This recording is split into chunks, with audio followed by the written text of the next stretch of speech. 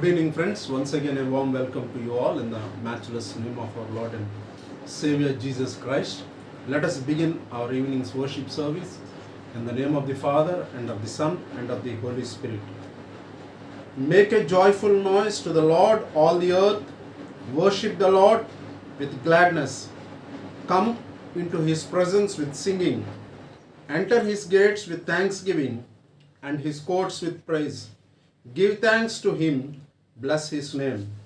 For the Lord is good, His steadfast love endures forever, and His faithfulness to all generations. Let us pray.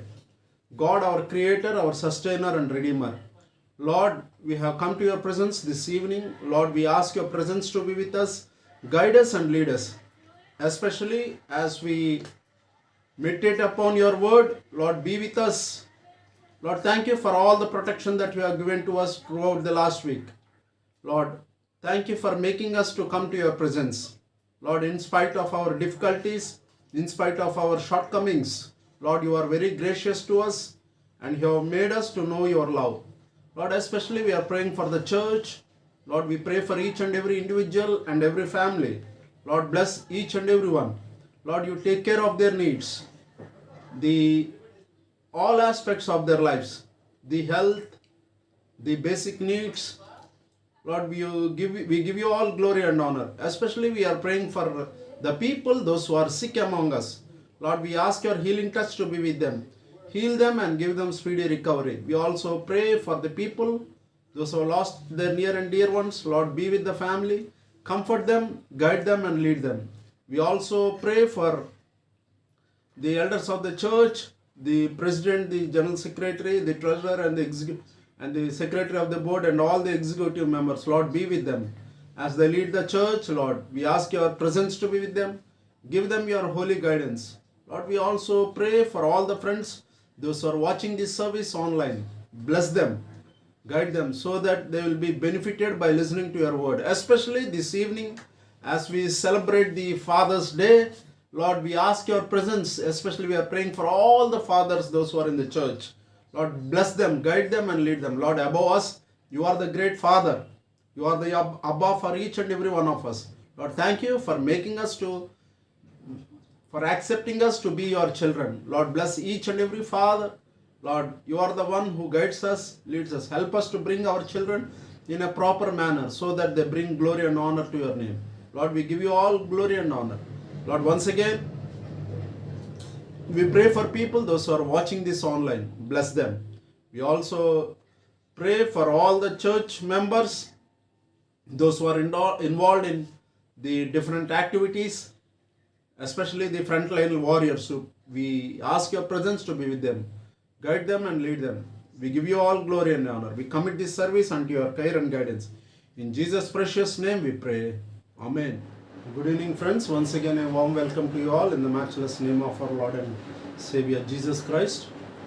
The scripture portion for this evening's meditation has been taken from the Gospel according to St. Luke, chapter 15, verses 11 to 32. The Gospel according to St. Luke, chapter 15, verses 11 to 32. This will be the basic text for this evening's meditation. Let us read few verses from the letter of Paul to the Ephesians, chapter 6, verses 1 to 4. Ephesians chapter 6, verses 1 to 4. Children, obey your parents in the Lord, for this is right. Honor your father and mother. This is the first command, which with a promise, so that it may be well with you and you may live long on the earth. And fathers, do not provoke your children to anger, but bring them up in the discipline and instruction of the Lord. May the Lord add His blessings to the listening and understanding of His holy word. Amen. Let us look to the Lord in prayer. Our Father, our Creator and our Sustainer, as we have come to Your presence this evening to meditate upon Your word, especially on this eve of the Father's Day, Lord, bless each and every one. Especially we dedicate this service, the sermon to the fathers, those who are working hard for the children, for the well-being of their children. Lord, as we meditate from your word, be with us, guide us and lead us. So your word inspire us, so your word challenge us, and so your word correct us where we have gone wrong. We commit this thing, this preaching, this time unto your care and guidance. Let the words of my mouth and the meditations of all our hearts be acceptable to you, our rock and our redeemer. Amen. Friends, the scripture portion that we have read this evening from the Gospel of St. Luke, chapter 15, verses 11 to the end of the chapter.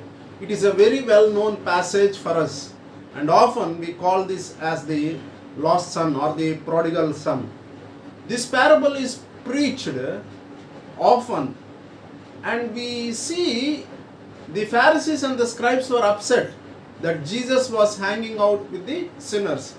Verses 1 and 2 speak, as we read in verse 1 and 2 of the 15th chapter, and Jesus spoke the three parables that comprise this chapter to confront the hardness of the religious system. In the first parable, we see the lost sheep. We learn that the shepherd went after the one out of 100. In the parable of the lost coin, we learn that the woman sought one out of the 10. In the parable of the lost son, we see father looking for one out of 2. But we should never forget that the father went with both of his sons, thus teaching us the truth, every life matters. Father is the one who takes care of the family, the children, and all that he owns. In the New Testament, the word theos is used for God, and kurios is the word that is used for the Lord, and pater is the word that is used for father. The Aramaic word that is used for father is Abba, meaning, and even Jesus himself used this word Abba in the Gospel of Mark chapter 14 verse 36. And also the same verse appears even in the Romans chapter 18 verse 15, and also in Galatians chapter 4 verse 6. So in the New Testament, the term Abba always connects with the father. So it was, thou was parented, or we find the suitable word that for father is pater, to helps the Greeks to understand the mean that Abba meant father. But it seems strangely, especially in the light of the word, the English word Abba. So coming to the parable, and Jesus himself called the Father as Father. And so the Father, Son and the Holy Spirit, the Trinity concept is found very much, and the relationship with Jesus and his heavenly Father is very clearly seen. So in this parable, Jesus tells the story of a young man who could not wait, and he gets away from his home. So here we see that as we know, the story goes on like that, which means that the story talks about the son going away from the house, taking the property, and he spends his property as he likes. And finally, when he reaches the bottom of his sins and remembers the goodness of his father. See, while he was with he has taken away the money from his father, or the position from his father, and he leaves. So here we clearly see that the son has gone away from the instruction of the father. Okay, so we will come to that later. And now the condition of the one who went away from the house became miserable. So he remembers that there is no place like his home. After he leaves the home, he finds that there is no place like the better than the home. And also, he understands the situation. So, he tries to come back and he attempts to come back on his way. So, he, after spending all his money, after spending all his strength, finally he ends up with the serving of the swines, and there he was forced to eat the husk. Okay, the husk was, he eats the husk. So finally, while he was eating the husk, he remembers the love of the father. So here we will understand the person, the younger son, after going and spending his time with the people or with the worldly things, then he understands the love of the father. So he comes back. He comes back. So this evening's reflection has been titled as, there is no person like father. There is no person like father. So the first thing, verse 20, there is a loving father at home. So before coming to the meditation of the word, let me bring few important things before you. According to my analysis, the father brought up both the children equally. There is no discrimination of bringing up the children. But I think, according to my understanding, the father has given much liberty to the younger son. So younger son takes a step ahead. He comes and asks the father, "Father, give me whatever I owe from the property." If really father would have been little hard in sending, in distributing the property, the story would have been in a different way. But the father did not say no. He simply, maybe there was a struggle for some days.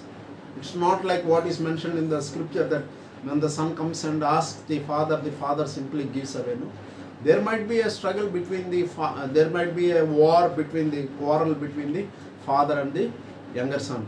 But finally, the younger son ends up in taking away the property from the father. So, verse 20, let me read it for you. Verse 20. So he set off and went to his father. But while he was still far away, his father saw him, and he was filled with compassion. He ran and put his arms around him and kissed him. So there is a loving father.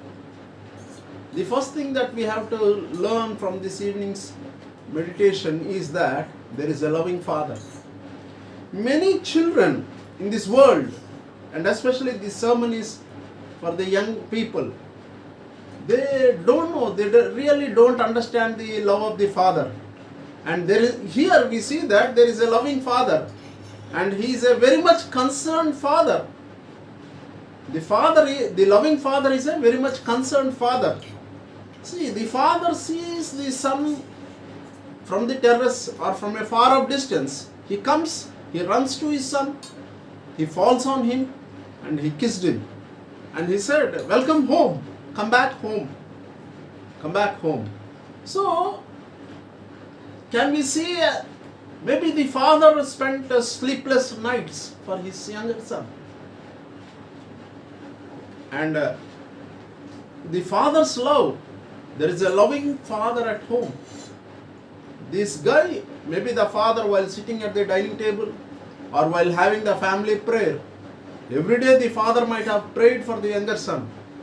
Yes, there are many parents, not only father, there are many mothers and fathers. They pray for their children. When the children, they don't know when they come back. They roam on the roads. They get away from the parents. So here we see that here is a concerned father. And he has spent a time since his son left, waiting and watching for his son to return. He knew where the son had been. Still, see, the father knows where the son is roaming. But the father wanted the son to come by himself. We should never forget that.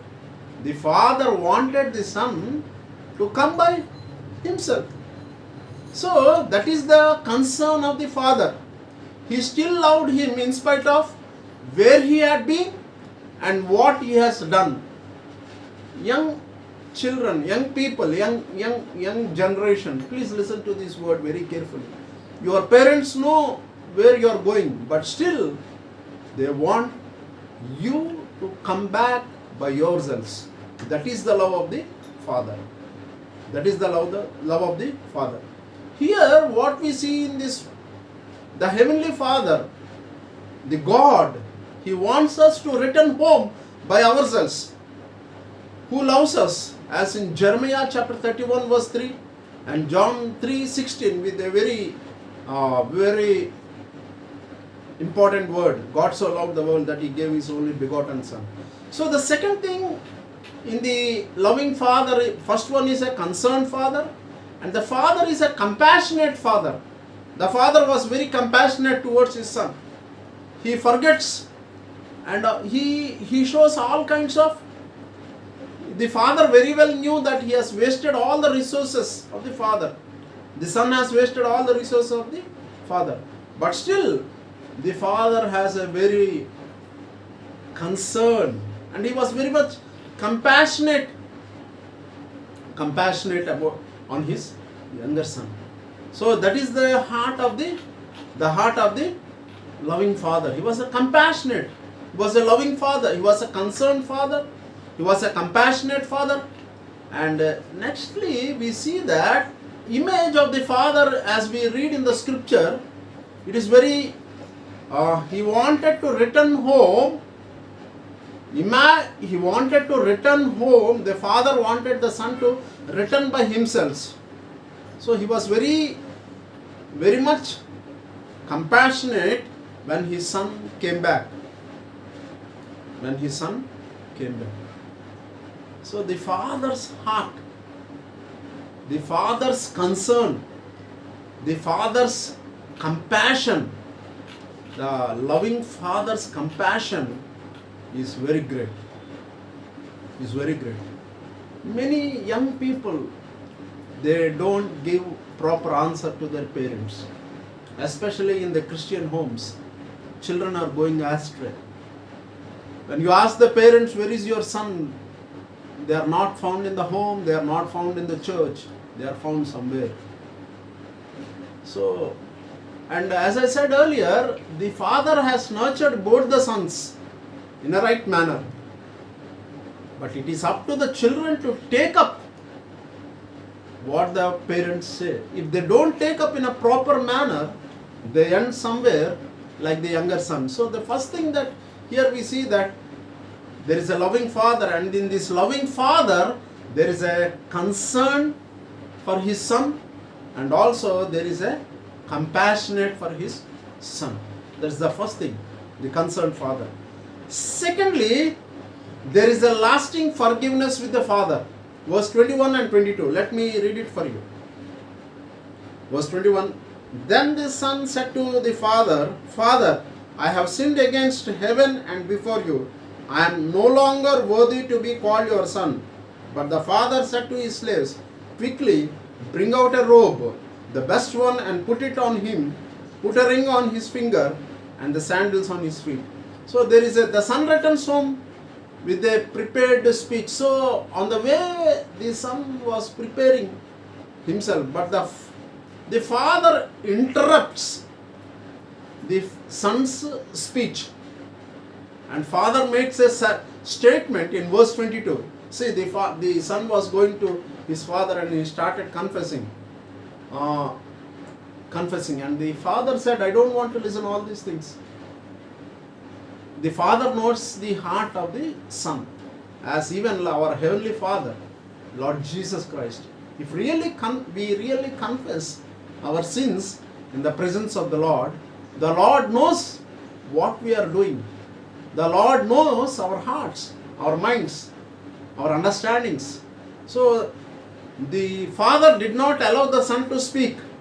So in verse 22, Father makes a statement saying that the statement of the Father proves that the Son was forgiven.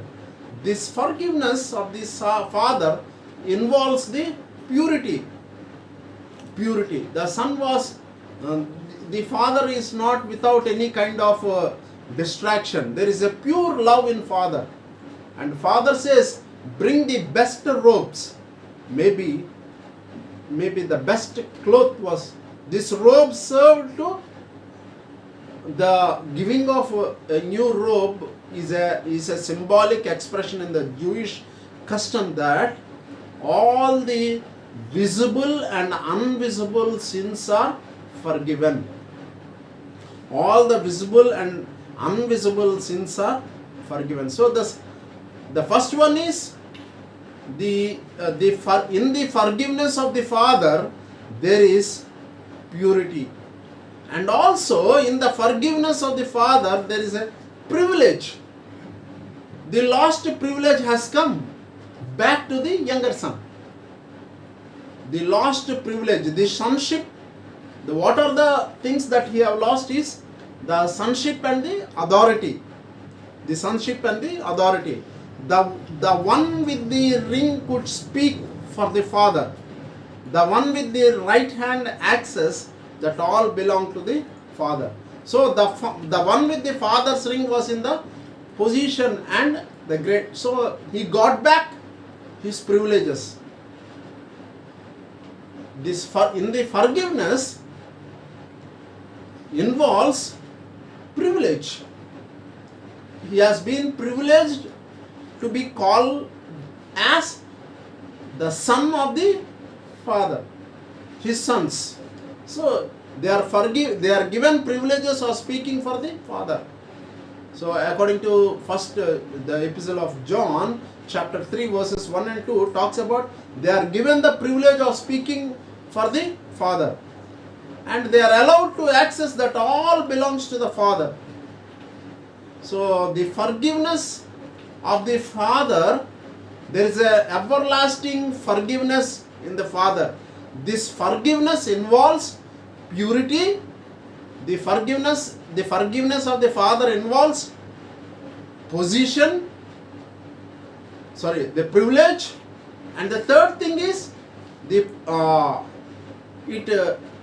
brought back his position. It brought back his position. And Father says, this is my son. So there was a big banquet. This boy returned home discerning that he might be a hired servant. But the Father said that, you are my son.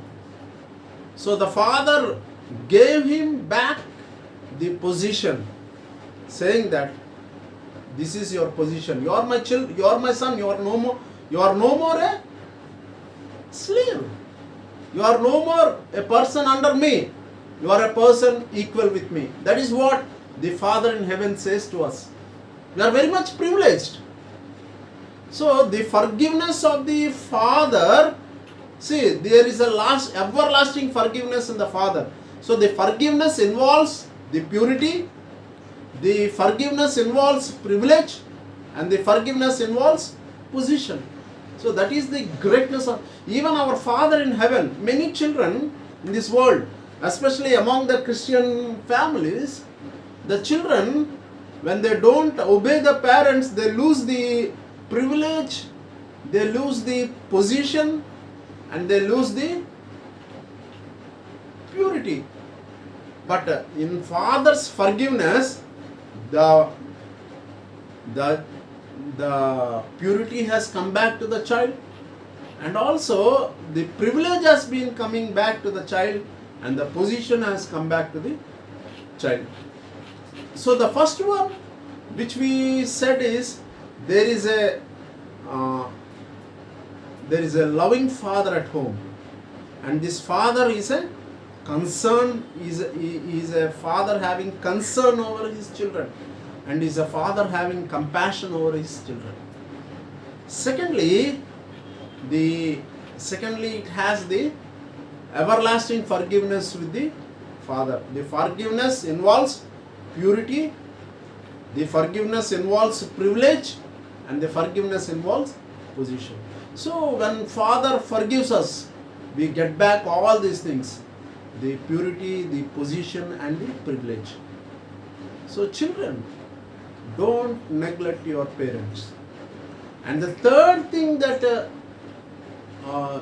comes to the mind is, so as we have meditated the first things, the love of the Father, or there is no person like the Father. So in the first thing, there is a loving Father at home, and this Father is a concerned Father and a compassionate Father.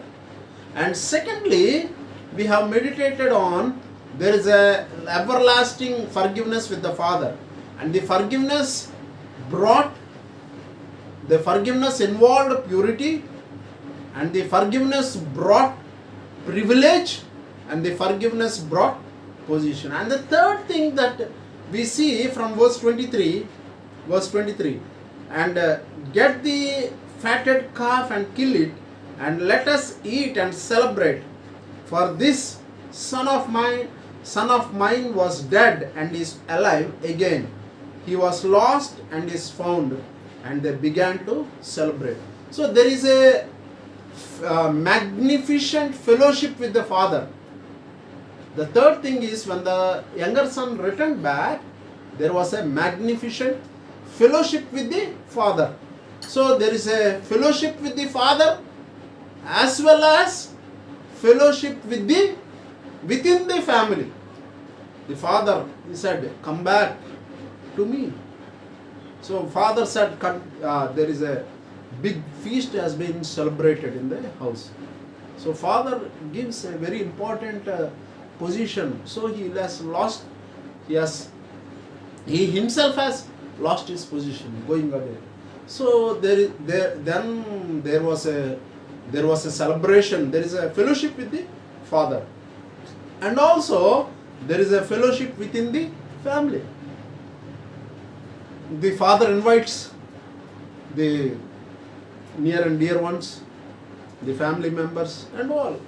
So even, and when the younger son when the elder son comes back, the Father says, whatever I have is yours. You need not worry about that. So here we are very much privileged to see. There is a fellowship with the Father, and also there is a fellowship within the family. So now it's a big question. So what does the fathers do? What does the fathers do for the children? That is very important. See, as we read in the beginning of the sermon, we have read from the Ephesians chapter 6 verses 1 to 4. What does the Father does for the children? That is very important. We have seen the love of the Father. The Father was compassionate. The Father was caring, and the Father gave the position. The Father gave the privilege.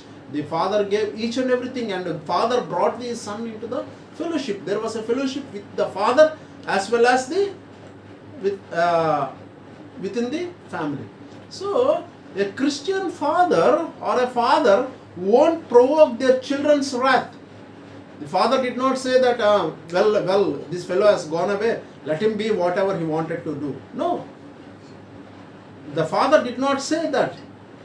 The father, they won't provoke their children's wrath. Young people, you have to remember that. No father will provoke the children's wrath.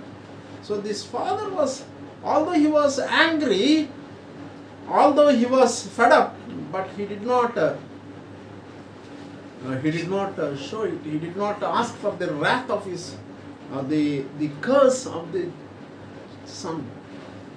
He was sitting on his terrace. He was waiting for his son to come back to him. So the fathers or the Christian father or any father, they won't provoke their children's wrath.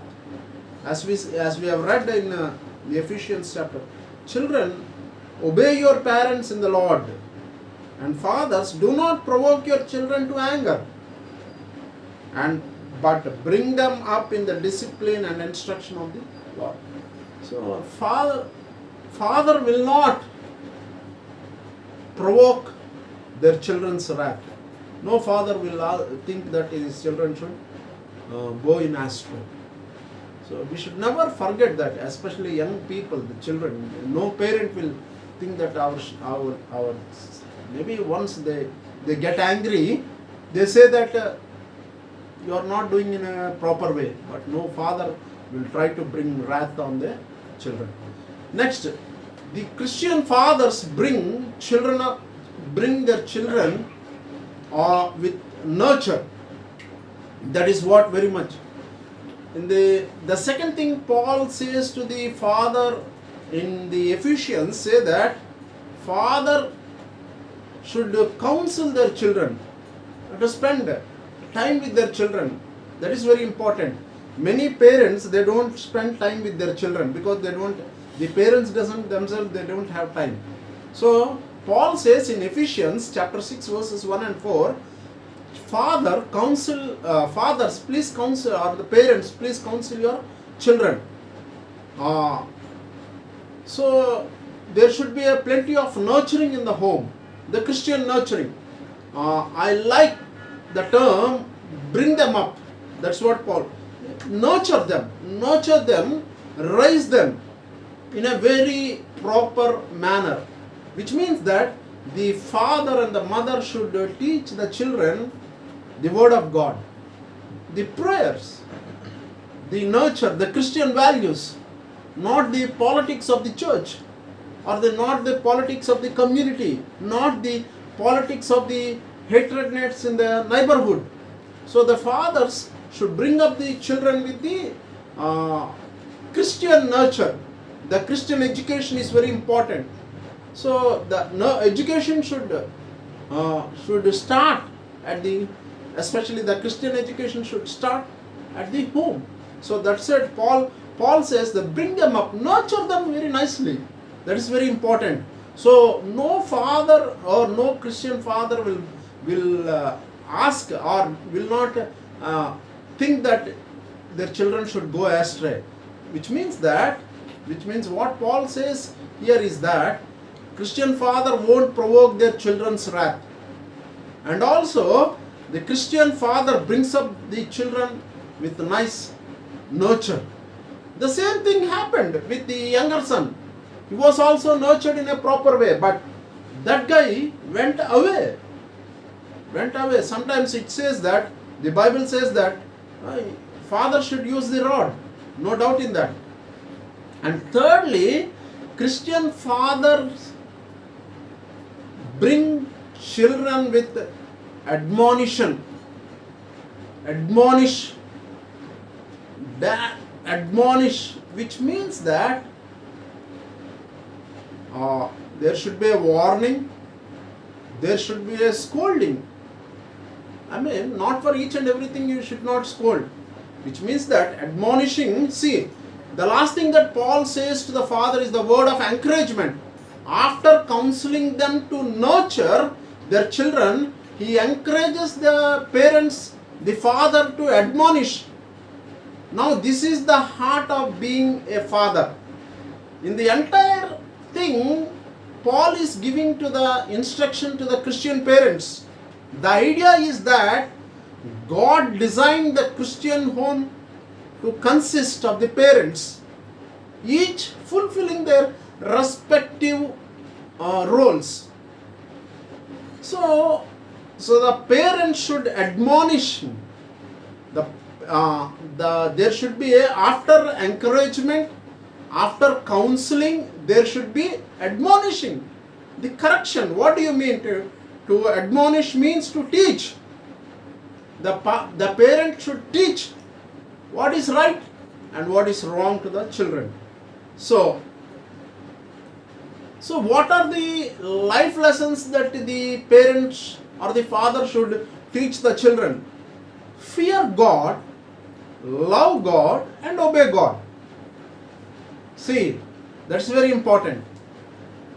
What is the nurturing that the parents should bring to their children is fear God, according to Proverbs chapter 1 verse 7. And second thing is love God, Proverbs chapter 4 verses 1 to 4. And the third thing is obey God, Proverbs chapter 3 verses 1 to 6.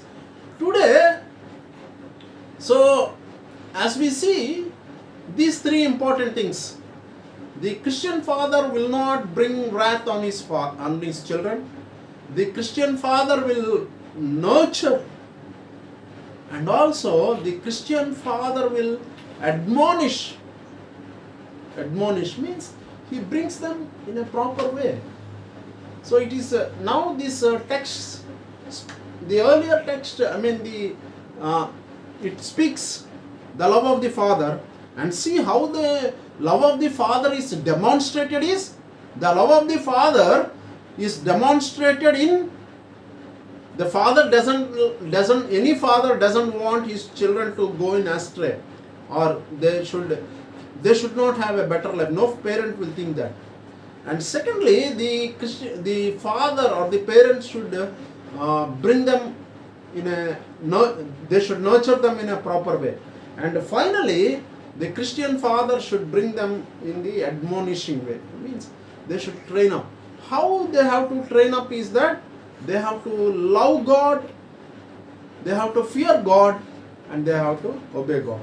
Today we honor the fathers and thank God for His grace and wisdom in instituting the family is an institution that was instituted by God. Family is an institution that was instituted by God. So that is the reason why, and also the family is a blueprint of God's plan. We clearly find that it is the will of the Father, in heaven, that these people are brought together as a family.